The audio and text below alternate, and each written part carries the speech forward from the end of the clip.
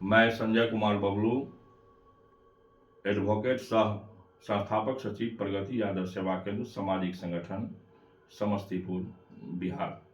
सर्वप्रथम हम आभार प्रकट करना चाहेंगे राष्ट्रीय युवा योजना और गांधीयन अमेरिकन सोसाइटी को, जिन्होंने गांधी पर इस तरह के विचार रखने के लिए पूरे देश के लोगों को आमंत्रित किया है।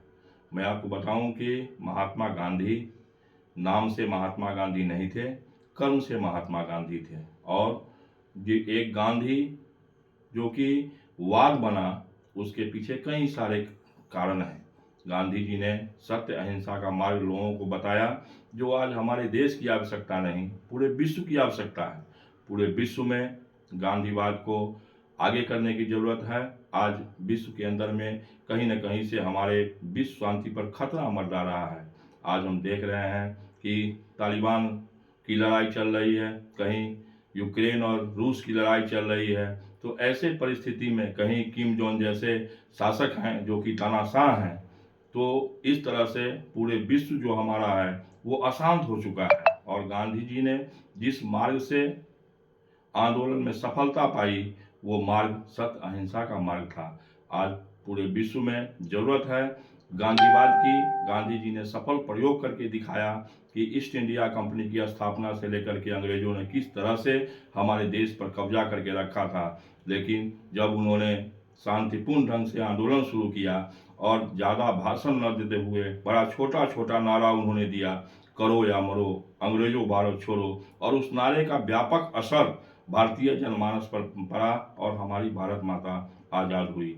गांधी जी के गांधीवाद का प्रयोग विश्व के दूसरे देशों में भी हुआ।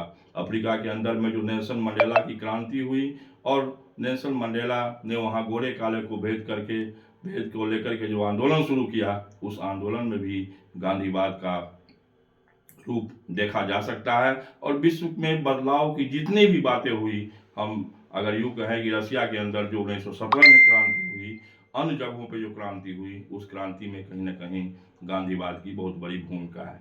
अमेरिका के अंदर में या रूस के अंदर में या चाइना के अंदर में आज सारे लोग गांधीवाद को अपनाने के लिए तैयार हैं, क्योंकि हमको युद्ध नहीं, शांति चाहिए। और एक मानव को जीने के लिए सबसे बड़ी जो आवश्यकता है वो है शांति। अगर शांति हमारे बीच में नहीं रहे तो हमारा मन अशांत हो जाएगा और हम कोई काम नहीं कर पाएंगे। और विकास की जो अवधारणाएं हैं पूरे विश्व के अंदर में, चाहे वो राष्ट्र की विकास की बात हो, चाहे वो समाज की विकास की बात हो, चाहे वो देश विश्व के विकास की बात हो, उस विकास में अगर अमन चैन नहीं हो तो निश्चित रूप से हम विकास नहीं कर पाएंगे। गांधी जी की कुछ बातें जो कि हमारे लिए अमूल्य हैं, मैं उनको दोहराना चाहता हूं। उन्होंने कहा था कि अगर खून बहाना ही हो तो वो खून दूसरे का क्यों, हम अपना खून ही क्यों न बहाएं। ये सारी बातें, बहुत सारी बातें उनके बारे में। गांधी तो एक ऐतिहासिक पुरुष हैं, और गांधी के बारे में उनके चरित्र का चिंतन करना, मैं व्यक्तिगत रूप से गांधी जी के जन्मस्थली पोरबंदर भी गया।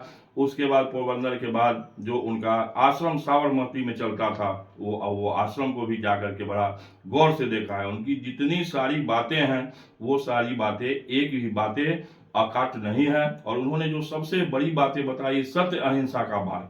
सत्य अहिंसा का मार्ग यदि हम अपनाते हैं तो निश्चित रूप से हम आगे बढ़ेंगे। और सत्य अहिंसा का मतलब एक ये भी होता है कि आज जो पूरे विश्व के अंदर में धर्म के नाम पर जो लड़ाई हो रही है, जाति के नाम पर जो लड़ाई हो रही है, भाषा के नाम पर जो लड़ाई हो रही है, उन सब लड़ाई के को लेकर के गांधी जी ने सर्वधर्म प्रार्थना की शुरुआत की थी, जो आज की आवश्यकता है। हमारे देश के अंदर में 13 धर्म के लोग रहते हैं, और हिंदू हैं, मुस्लिम हैं, सिख हैं, ईसाई हैं, सिंतो हैं, ताओ हैं, जैन हैं, बौद्ध हैं। तो इन सारे धर्मों के बीच में जो विचारधाराएं हैं, धर्म का जो मार्ग है, वो सारा मार्ग एक है। इसको गांधी जी ने हमको बताने का काम किया।